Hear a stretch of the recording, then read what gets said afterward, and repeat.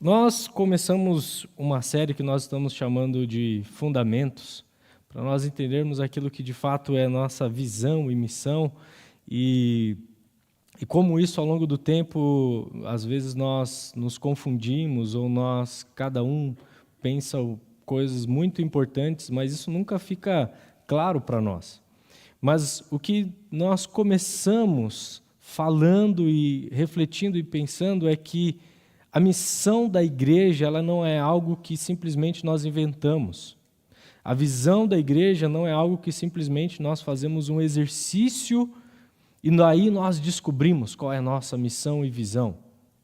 A missão e a visão da igreja, ela já foi anunciada, ela está clara, ela está posta. E nós precisamos entender que tudo que nós falamos e tudo que nós nos movemos como igreja, nós temos um fundamento claro, que é Jesus. Não existe nada que nós fazemos como povo do Senhor, como igreja de Cristo Jesus, que não seja a base, a pedra angular que é Cristo Jesus. Portanto, tudo que uma igreja faz, tudo que ela promove, ela deve, na sua essência, promover Jesus. Tudo que ela anuncia, ela precisa anunciar Jesus. Tudo que nós fazemos quando nós nos reunimos é para nós anunciarmos Jesus, que é o fundamento da igreja. Portanto, se você quer pensar se o que você faz com um grupo de pessoas faz sentido, comunica Jesus. Jesus é o fundamento disso que nós fazemos. Esse é o fundamento de toda a igreja. Então, tudo que nós falamos tem que ser a partir daquilo que já está posto. Qualquer igreja que você chegar e tenha mais e tenha isso, mas também tenha aquilo, nós temos um nome para isso no campo da teologia, no campo do estudo da religião, que nós chamamos de seitas. Então, tudo aquilo que você ouve que fala, tem Jesus, mas tem mais, mas tem... Não, o nome disso já não é igreja de Cristo, já é seita. Jesus é o fundamento, não há nenhum outro fundamento no qual já esteja posto, que é Cristo Jesus. Cristo é o centro da nossa fé. Esse foi o resumo da mensagem do domingo passado. Cristo é o nosso fundamento. Mas daí nós precisamos seguir. E eu não sei quantos de vocês, e hoje nós temos tantas igrejas no Brasil. Nós temos igrejas evangélicas para todos os gostos, de todas as formas, todos os grupos políticos, grupos culturais, você tem igrejas de todas as formas. E é comum nós, hoje, por conta do avanço da comunicação e da internet, nós bebemos de tudo um pouco. E tem aspectos bons, mas também tem aspectos ruins. Mas, independente disso, quantos de nós já não viu chamados de igrejas que parecem muito mais com promoções comerciais, né? Venham, porque agora nós vamos fazer uma promoção aqui, e se você vir consumir da nossa promoção, nós vamos ativar em você algo que você nunca viu antes. Agora você vindo aqui, você vai desfrutar desse negócio que a gente bolou aqui, que aí agora o nome disso é marketing. E isso está dentro das igrejas muito mais forte do que a gente imagina. E a nossa mente já está tão acostumada com isso que a gente fala, é normal, tem que ser assim mesmo, né? Na verdade, podia ter um publicitário na igreja para ajudar mais, né? Como que a empresa quer ser vista. E isso está dentro das igrejas. Mas será que a promoção e essa missão que nós vemos tantos lugares falando, ela é aquilo que Cristo espera de nós? Porque toda promoção humana, ela passa, não é? Ou você já viu a Black Friday acontecendo todo mês? Embora aqui no Brasil tem Black Friday de janeiro a janeiro, né? Mas normalmente promoção ela tem um prazo, né? O vendedor, quando te liga aí, né, para te oferecer alguma coisa na sua propriedade, olha, aqui nós precisamos fechar o caixa, é o fecha-mês, precisa fechar o mês, então essa promoção é essa semana, se você não fechar agora, amanhã vai mudar o preço. Você viu que o dólar subiu? Vai mudar. Então, promoção tem prazo de validade. E eu quero convidar você a refletir nessa manhã sobre aquilo que a Igreja de Cristo quer eterno. Aquilo que nós proclamamos e devemos anunciar assim como a melhor aquilo que nós temos de melhor para anunciar para as pessoas, mas que é eterno. O prazo de validade é até que ele venha. Vamos dar uma olhada numa igreja que é modelo para nós disso? Convido você a abrir a sua Bíblia ou acessar a sua Bíblia, Atos capítulo 2.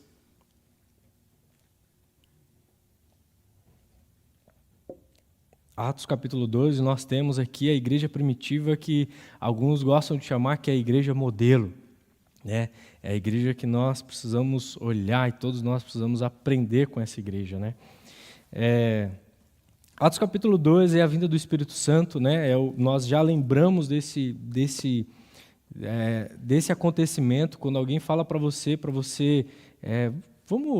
um pastor fala, vamos falar sobre Atos capítulo 2, você fala, opa, vinda do Espírito Santo, é fogo, é língua, né? Vai ser isso aí que nós vamos falar, e de fato, é algo que marcou a vida da igreja, marcou o povo de Deus, né? O povo, aqui a igreja está reunida, e aí começa Atos capítulo 2, dizendo que de repente veio como um vento impetuoso e chegou sobre a vida daquelas pessoas, e eles viam como labareda de fogo sobre a cabeça das pessoas, daqueles que estavam ali, e eles começaram a falar em língua e Espírito de Deus sobre o seu povo. E aí ele continua e explica e faz uma mensagem extremamente cristológica para apresentar que agora o que estava acontecendo aqui é que está se cumprindo que Jesus se encarnou, Jesus foi para a cruz e Jesus ressuscitou, e é por isso que agora todas aquelas pessoas precisam e devem confessar Cristo Jesus. E eu quero ler com você a partir do versículo 40, Atos capítulo 2, do versículo 40, que daí diz o seguinte: com muitas outras palavras, Pedro os advertia e insistia com eles: salvem-se dessa geração corrompida. Os que aceitaram a mensagem foram batizados. E naquele dia houve um acréscimo de cerca de 3.000 pessoas. Dá uma olhada, irmãos, no que está acontecendo aqui. Tem muita gente aqui, porque o texto vai dizer que Pedro estava advertindo eles e falando, salvem dessa geração. E aí o texto vai dizer, os que aceitaram essa mensagem foram batizados. Aqueles que aceitaram foram batizados. E aí, aqueles que foram batizados, houve um acréscimo de 3.000 pessoas. E aí, o texto continua e fala assim no versículo 42, e eles, os discípulos que já estavam reunindo na chegada do Espírito Santo, os apóstolos, e agora essas pessoas que receberam e confessaram a Cristo Jesus, eles se dedicavam ao ensino dos apóstolos, à comunhão, ao partir do pão e às orações. Todos estavam cheios de temor, e muitas maravilhas e sinais eram feitos pelos apóstolos. Os que criam mantinham-se unidos e tinham tudo em comum. Vendendo as suas propriedades e bens, distribuíam cada um conforme a sua necessidade. E todos os dias continuavam a reunir-se no pátio do templo, a partir do pão em suas casas. E juntos participavam das refeições com alegria e sinceridade de coração.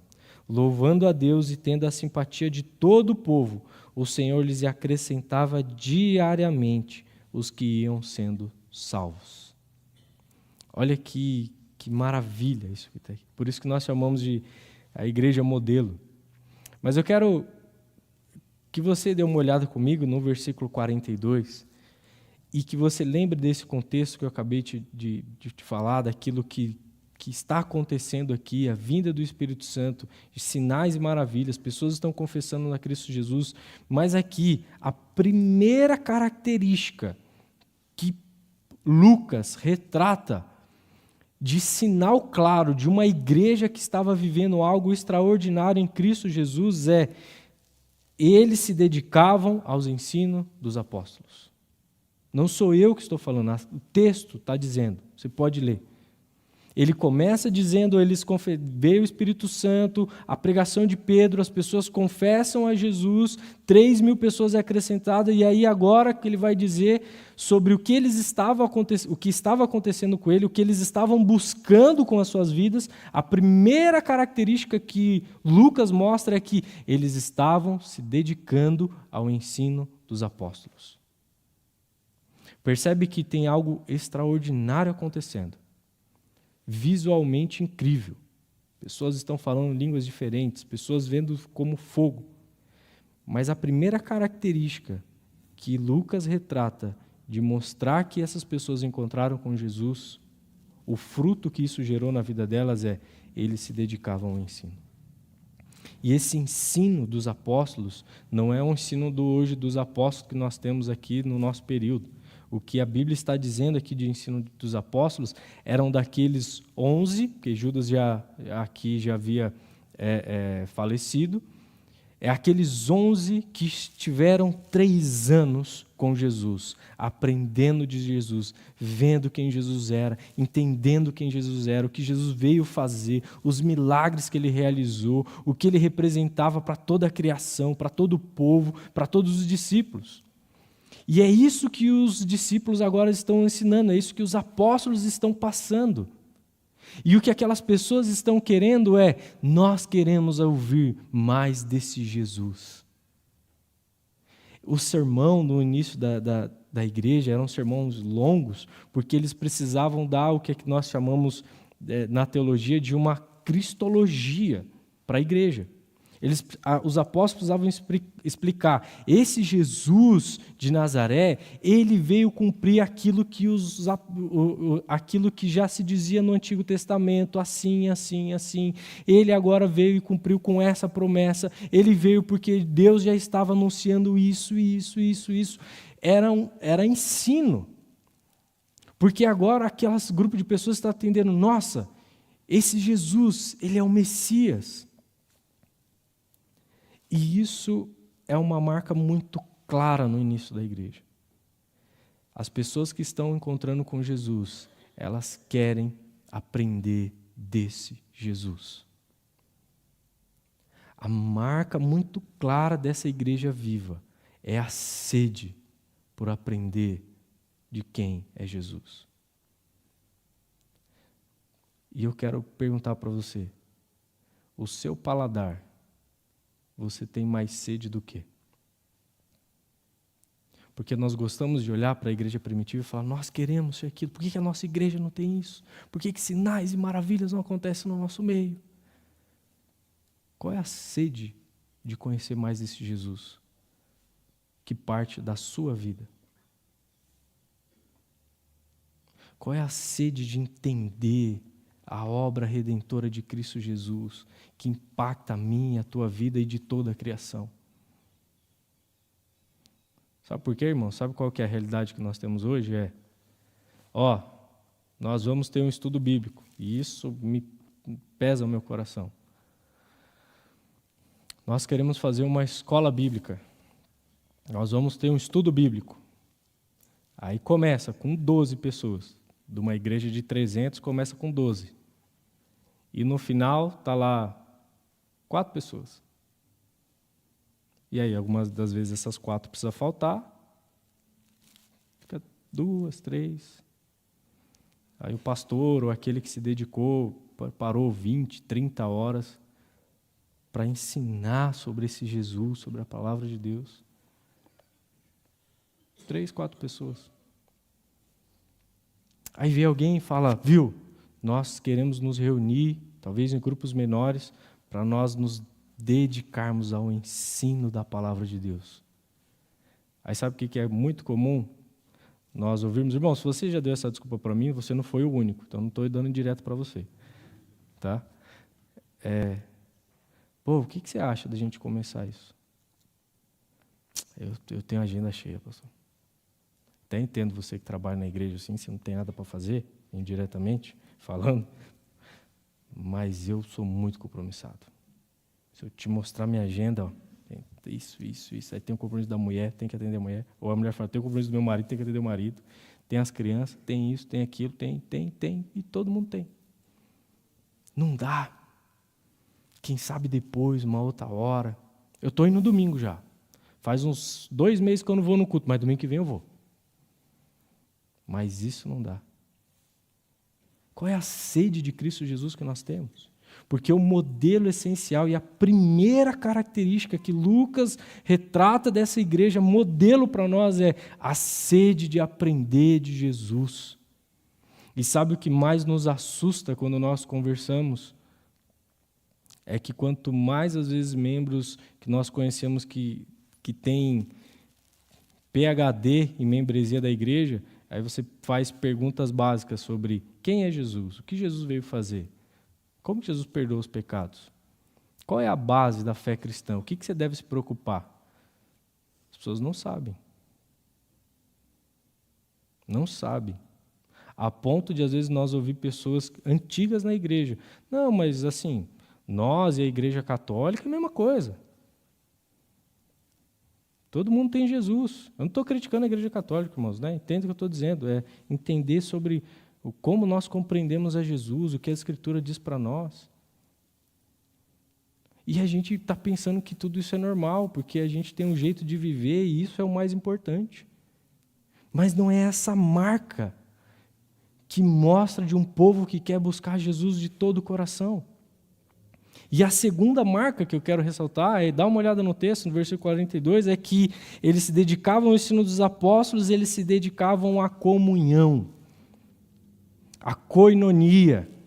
E para mim é muito fácil lembrar dessa palavra, irmãos, e para mim fala muito da koinonia, porque lá na nossa igreja em São Paulo, a igreja que eu nasci, uma vez por mês nós tínhamos um culto que até hoje eu acho que eles ainda chamam de culto de koinonia.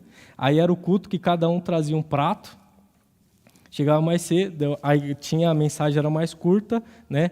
Cada um trazia um prato de comida, terminou o culto, todo mundo vai para o salão e todo mundo vai comer para ter koinonia. Então, toda vez que eu lembro dessa palavra de koinonia, eu já lembro dos cultos que nós tínhamos lá em São Paulo.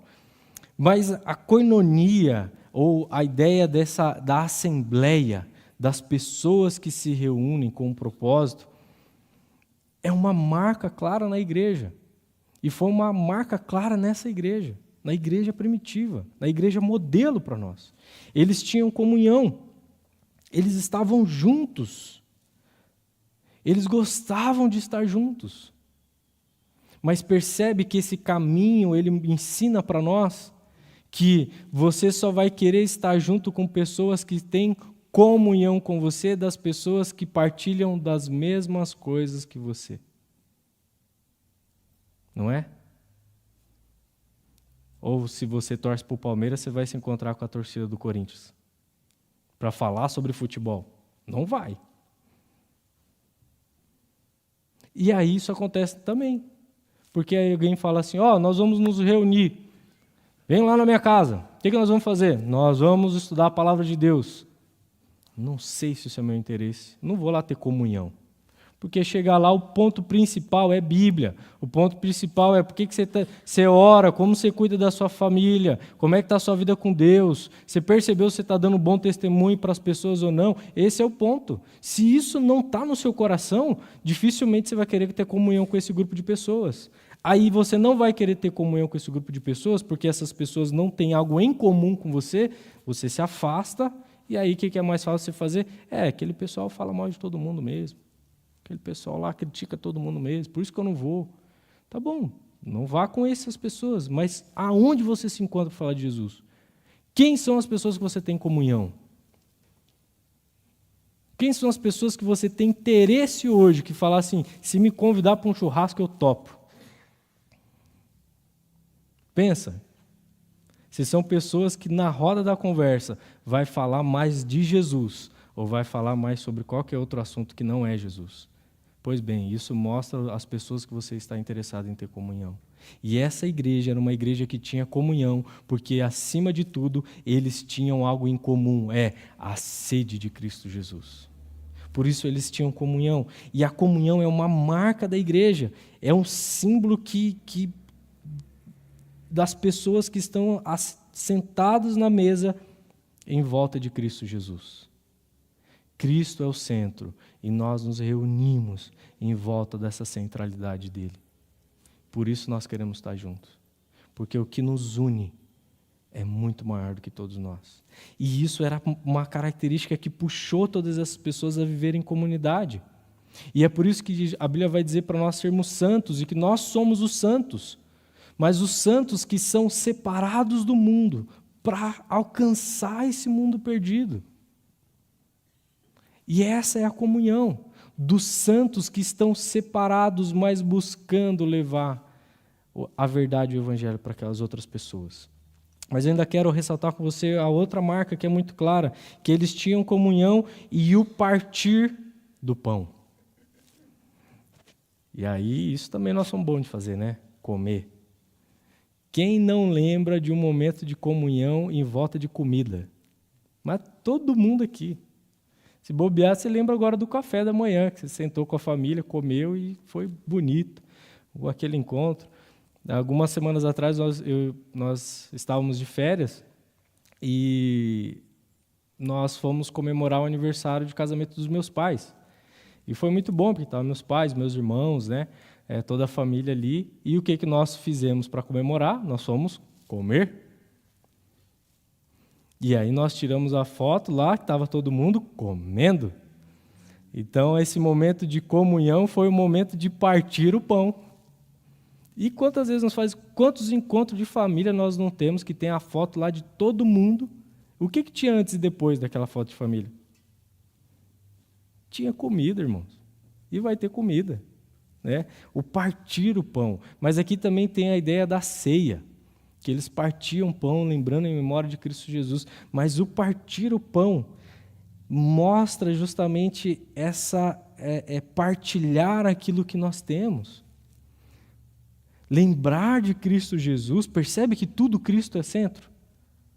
Lembrar que nós temos em Cristo Jesus e partilhar um com os outros, termos comunhão com o pão na mesa, né? Essa é uma característica marcante, né, do povo de Jesus. E tem uma outra característica, olha no texto também, eles partiam o pão, eles se dedicavam ao ensino dos apóstolos, à comunhão, o partir do pão e às orações e a oração. Oração é a marca fundamental do povo de Deus e de uma igreja que é viva e saudável. Uma igreja que não ora é uma igreja que está entendendo que ela é independente. Que a gente, de vez em quando, avisa para Jesus o que a gente pensou fazer. De vez em quando a gente informa Jesus do que está acontecendo. De vez em quando a gente para um tempo para lembrar Jesus que a gente tem uns planos, né? Quem sabe ele não vem junto. Uma igreja que se dedica à oração é uma igreja que sabe que nós não nos movemos sem fazer a pergunta essencial da vida de um cristão, o que Deus quer que a gente faça? O que Deus quer que a gente faça? O que Deus espera que nós façamos? Deus está nisso? Porque se Deus não estiver, mesmo que o caminho seja de bênção, eu não quero estar. Mas se Deus estiver, se Jesus estiver, ainda que esse caminho nos leve para a morte, eu estou disposto a ir até o final.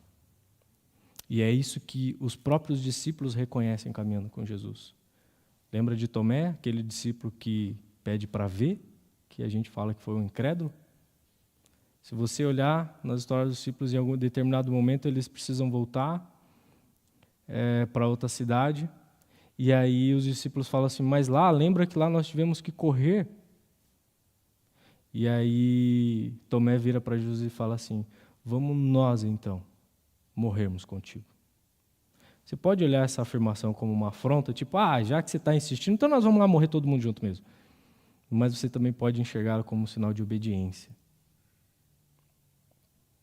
E outro momento Jesus olha para a multidão e olha para os discípulos. A multidão sai de perto de Jesus porque fala que as palavras de Jesus é muito dura. Jesus olha para os discípulos e fala, vocês também não querem ir com eles? Não? Vocês não querem ir embora? Está duro e difícil vocês entenderem isso? E aí eles falam, Senhor, para onde nós iremos se só o Senhor tem as palavras de vida eterna? A oração é a marca que nós vivemos sobre essa verdade, de obediência e dependência exclusiva de Jesus, que nós não ousamos dar um passo, nós não avançamos, nós não recuamos, nós não nos congelamos sem fazer a pergunta essencial: Senhor, o Senhor quer que nós façamos isso? O Senhor está conosco nesse plano? Porque se o Senhor não estiver, então nós não queremos. Mas se o Senhor tiver, ainda que as consequências sejam dolorosas, é esse lugar que nós vamos estar. Nós só vivemos isso, irmãos, que parece ser só uma palavra utópica, quando nós nos dedicamos à oração. E essa igreja era uma igreja que se dedicava à oração. Se você olhar antes, em Atos capítulo 1 já, no versículo 14 vai dizer que eles se dedicavam à oração e as mulheres estavam juntos com eles. Se você olhar aqui, fala que eles estavam em oração. Se você olhar depois, lá em Atos capítulo 6, quando eles precisam escolher homens para servir a mesa, eles param e oram. A oração se torna essa marca, esse símbolo de que nós vivemos e dependemos do Senhor Jesus. E aí eu quero perguntar para você, como você acha que você vai ser cheio do Espírito Santo de Deus, se você nem fala com esse Deus? Como nós queremos ser uma igreja que tem a marca viva da ação do Espírito Santo em nosso meio, se nós nem oramos? E sabe o que é triste, irmãos? É que quando às vezes nós falamos que nós precisamos orar e nós convocamos pessoas para orar, também são reuniões frustradas. Que vem bem pouquinhas pessoas. Porque todo mundo tem tantos planos para fazer e ter. Precisamos orar. E essa era uma marca clara de uma igreja que dependia do Senhor Jesus. E aí eu quero ainda só que você olhe o texto comigo, que por causa dessas características nós temos um reflexo de como se tornou a vida deles. Essas eram as características claras que eles estavam buscando e vivendo, e por isso, olha só, no versículo 42, porque eles se dedicavam ao ensino dos apóstolos, à comunhão, ao partir do pão, às orações, todos estavam cheios de temor. E eu acho que esse é um principal problema que nós temos como igreja de Cristo hoje. Deus é tão fofinho e tão lindinho, que nós perdemos o temor por Cristo Jesus. Nós perdemos o temor. E nós esquecemos que todos, na história do Evangelho, na Bíblia, na Palavra de Deus, todas as pessoas que tiveram um encontro profundo, verdadeiro com Deus, com Jesus, essas pessoas saem desse encontro com temor. Mas hoje em dia nós vamos para esses encontros buscando a manifestação de Deus, manifestação do Espírito Santo, e saímos de lá com uma arrogância absurda, que agora eu sou aquele que desvenda os mistérios de Deus, e agora você vem comigo que agora eu controlo aqui esse poder que Jesus me deu, e nós ficamos grandes e arrogantes e começamos a brincar com as coisas de Deus. É isso que você vê na internet hoje o tempo todo, pessoas brincando com o nome de Deus, manipulando pessoas, porque nós perdemos o temor. E a marca clara é que eles encontraram com Deus, eles tinham uma profunda busca e sede por Deus, e aquilo gerou neles um temor. Eles tinham temor, não é aquele medo de que Deus vai me castigar, mas, nossa, eu estou diante da presença de Deus viva, de um Deus vivo, que transformou a vida do meu irmão aqui do meu lado, que fez com que pessoas entregassem as suas vidas para Jesus. E isso, se eu não tiver temor de saber diante do Deus maravilhoso e poderoso que eu estou, então eu não estou reconhecendo quem é esse Deus.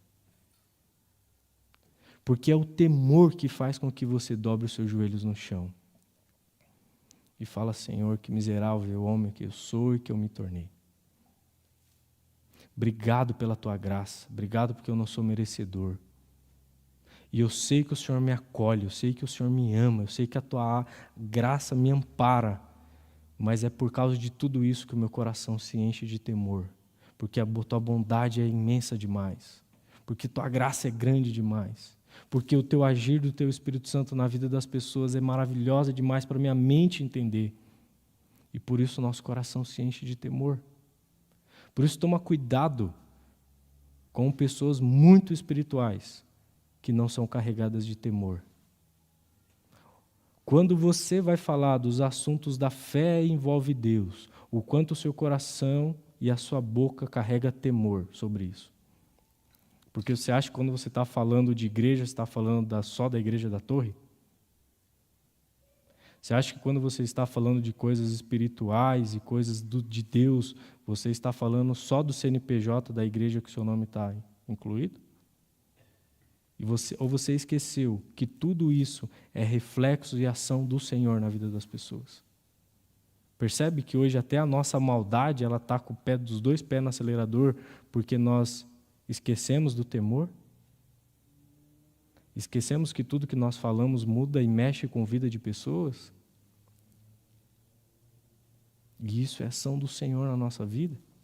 Essa era uma marca, eles estavam cheios de temor e muitas maravilhas eram feitas por meio deles. E aí o texto vai dizer que eles estavam ali agora com temor, e eles também esses sinais e maravilhas eram feitos no meio deles, eles estavam unidos. Eles tinham tudo em comum. Vai dizer que eles ajudavam os necessitados, por isso eles vendiam o que possuíam, entregavam para dos apóstolos, e aquilo ninguém passava por necessidade. E aí eu só quero fazer um parênteses rapidinho aqui, que alguns querem dizer que está vendo, é aqui que nasce o comunismo. Não tem nada a ver. Se você escutar esse negócio, que alguém citar esse texto para falar isso, não tem nada a ver. Aqui cada um vendia o que possuía como queria. Não é à toa que o texto vai continuar e vai dizer que eles se reuniam nas casas, ou seja, nem todo mundo vendeu as casas. Algumas pessoas venderam a casa, porque outras pessoas mantiveram a sua propriedade e assim eles puderam se reunir. Está no texto, é só você ler. Então, cada um dava o que queria. Né? E aí depois nós temos Barnabé, que é o primeiro que marca isso, e ele dá a sua propriedade. E depois nós temos Ananias e Safira, que querem fazer isso de forma forçada, e dá tudo errado. Então não tem nada a ver com isso, mas eles ajudavam os necessitados, ajudavam as pessoas, eles tinham tudo em comum.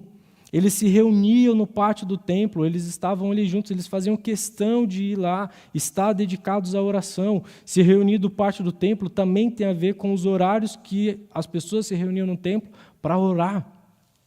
Eles se reuniam, eles gostavam de estar juntos, eles partiam o pão em suas, eles gostavam de encontrar com essas pessoas, eles tinham alegria no coração de encontrar com aquelas pessoas.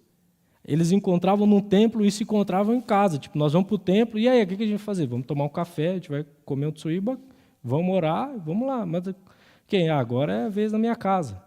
Era meio que assim. Eles gostavam de se encontrar, partiam o pão em suas casas, e eles tinham alegria e sinceridade no coração.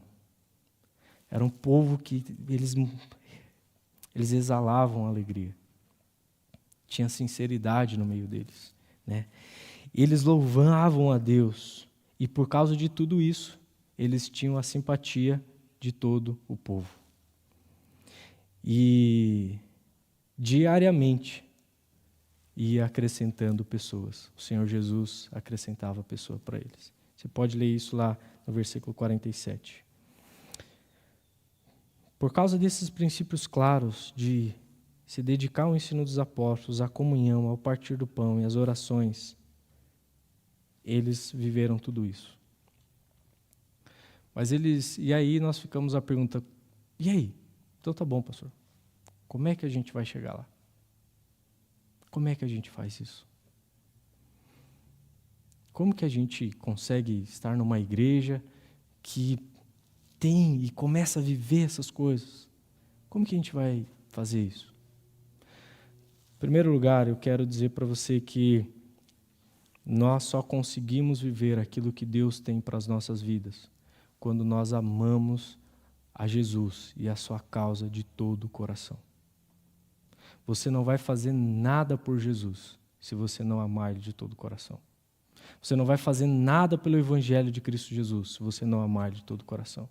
Você não vai obedecer os seus ensinamentos se você não amá-lo de todo o coração. Uma igreja viva é uma igreja de pessoas que amam a Jesus de todo o coração. E porque nós amamos, nós temos temor no nosso coração. Você ama Jesus? Eu quero, em nome de Jesus, que nós cheguemos o mais próximo disso possível. Mas nós precisamos amar Jesus de todo o nosso coração. E algo que é muito claro na vida dos discípulos e que isso acontece é a obediência a esse Jesus no qual eles amam. A obediência. Dá uma olhada aqui, Atos capítulo 2 é extraordinário, acontece isso, mas dá uma olhada em Atos capítulo 1, lá atrás, lá no versículo 4, Atos capítulo 1, versículo 4. Lucas começa escrevendo e diz assim que agora eles estavam ali reunidos, e aí enquanto eles comiam, foi dada uma ordem para eles. Não saiam de Jerusalém, mas esperem pela promessa de meu Pai. Não saiam de Jerusalém, esperem pela promessa do meu Pai. Antes de Jesus subir aos céus, eles encontram com os discípulos. E aí você pode ler lá em Mateus capítulo 28, ele encontra com os discípulos, eles estão ali, e aí Jesus fala o seguinte para eles, né? Os 11 discípulos foram para Galiléia, para o monte que Jesus tinha indicado, quando viram, o adoraram, e alguns até duvidaram.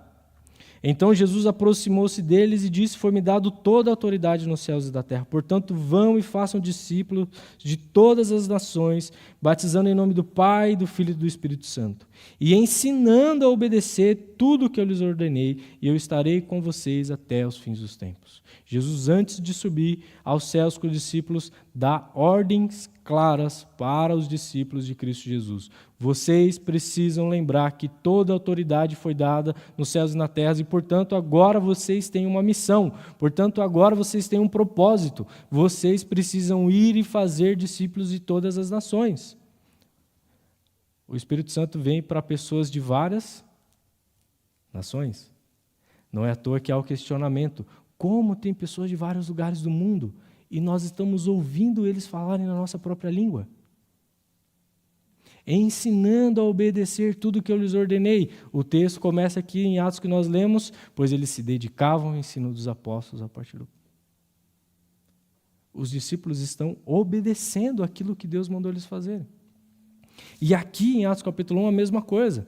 Vai dizer, olha, fiquem aqui, porque lembra da promessa que eu falei, que meu Pai iria enviar o Espírito Santo para vocês. Vocês precisam ficar aqui, porque aqui vai começar algo que vai mudar a história de vocês e vai mudar a história da humanidade. Vocês precisam ficar aqui. E eles ficam. E é interessante que o texto diz, e aí fala que Jesus sobe, o texto de Atos capítulo 1. Quando eles sobem, eles param e ficam maravilhados com aquilo, porque Jesus está falando com eles. Jesus está subindo aos céus, e aquilo é maravilhoso, e que extraordinário de Cristo Jesus.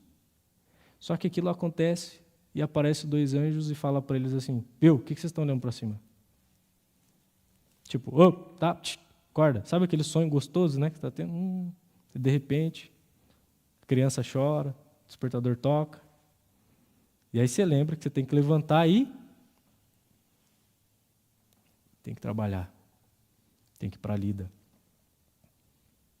Os discípulos estão ali, vê algo extraordinário e agora eles falam: vai, vocês precisam ir, vocês precisam obedecer.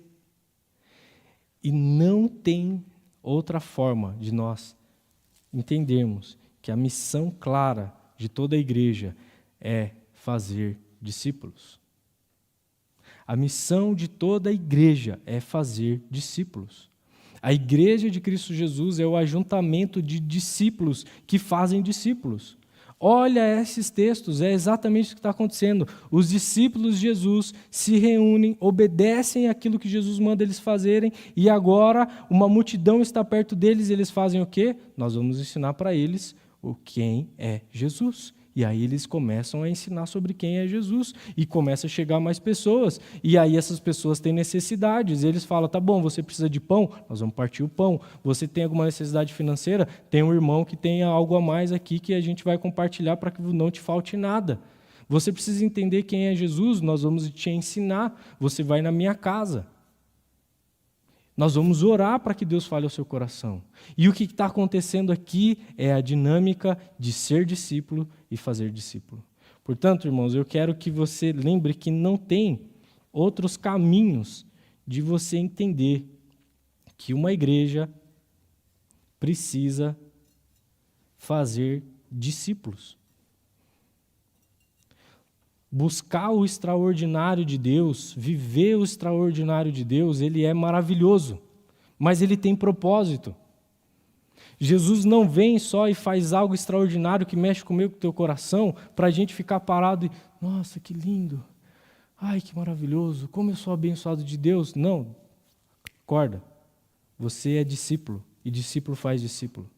Você já viu algum outro ser gerar outro filho diferente da sua espécie?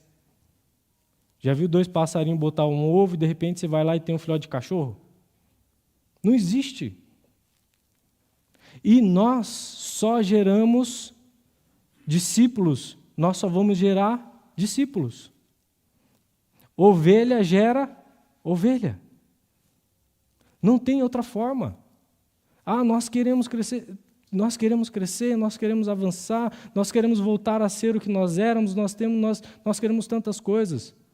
Mas o que Deus espera de nós, essencialmente, de toda a igreja de Cristo Jesus, você precisa ser um discípulo autêntico de Jesus, que ama Jesus, que tudo é sobre Jesus na sua vida. E por isso você faz discípulos. Nossa, mas eu não tenho o dom de comunicar, de falar com todo mundo, igual o Peter Paul fazia. Não, nós estamos falando de dons e habilidades específicas. Não é isso, não confunda isso. Entenda que existe uma vocação universal para todo discípulo de Jesus, que é fazer discípulo. E qual que é o movimento de ser e fazer discípulo que nós chamamos? Discipulado. É a ação de um discípulo fazer outro discípulo. E o nome disso é discipulado. Por isso eu quero desafiar você nessa manhã a entender que nós não chegaremos a nenhum outro lugar como igreja, primeiramente, sem nós entendermos que Jesus é o Senhor da igreja. A igreja existe por causa dele e para ele. Não é por mim e não é para você. Não é para mim, não é para você. A igreja existe por Cristo e é por ele e para ele que são feitas todas as coisas nos céus e na terra. A igreja não foi feita para te agradar, a igreja foi feita para agradar aquele que morreu na cruz por ela. Você que já é discípulo de Jesus, você precisa ter maturidade para entender que a igreja de Cristo Jesus é para anunciar Jesus. E em segundo lugar, você precisa entender que uma igreja saudável é uma igreja que existe um movimento de um discípulo que entendeu que precisa gerar outro discípulo. E é esse movimento de Jesus operando em nós que os sinais e maravilhas nos acompanham. Que é quando você encontra com alguém que precisa da mensagem do Evangelho, aquela pessoa é transformada. É quando você se alegra de ver vidas que estavam de um jeito, agora são de outras. É quando você se emociona muito mais por pessoas que entregaram a vida para Jesus e decidiram dizer para o mundo, nós vamos viver para Jesus, do que você sair com o seu coração pesado porque não cantaram a música que você quis. É sobre isso que a Bíblia nos fala. É que o nosso coração está no lugar que precisa estar. Celebrando aquilo que era a marca da igreja de Cristo Jesus. Eu espero que eu e você tenhamos essa reflexão profunda, para que nós cheguemos aonde Cristo quer que nós cheguemos, que é ser e fazer discípulos de Jesus em todas as nações. E que a gente possa começar cada vez mais a fazer discípulos em Vitimarsum. Amém? Convido você a curvar sua cabeça, vamos orar? Senhor Jesus, muito obrigado por esse domingo, Senhor. Obrigado porque nós não estamos aqui falando de uma instituição que nós inventamos.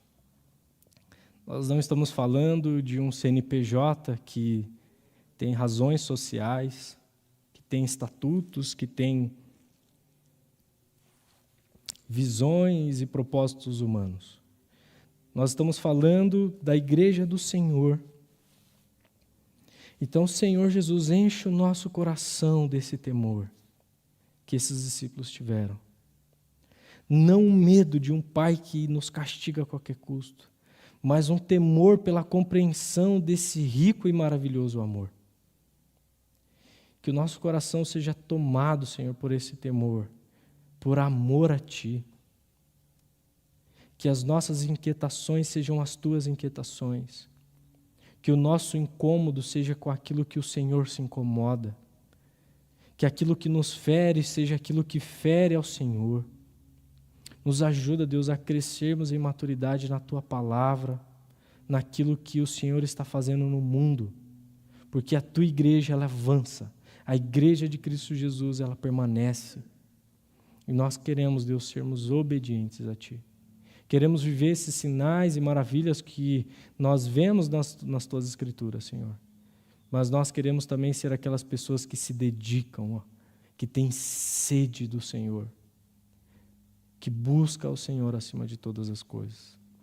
Faz isso, Senhor, no nosso meio. Que o Senhor tenha misericórdia de nós. Que o Senhor derrame o Teu Santo Espírito sobre nós e nos conduza com a Tua paz e com a Tua graça. É o que eu te peço nessa manhã, no nome de Jesus. Amém.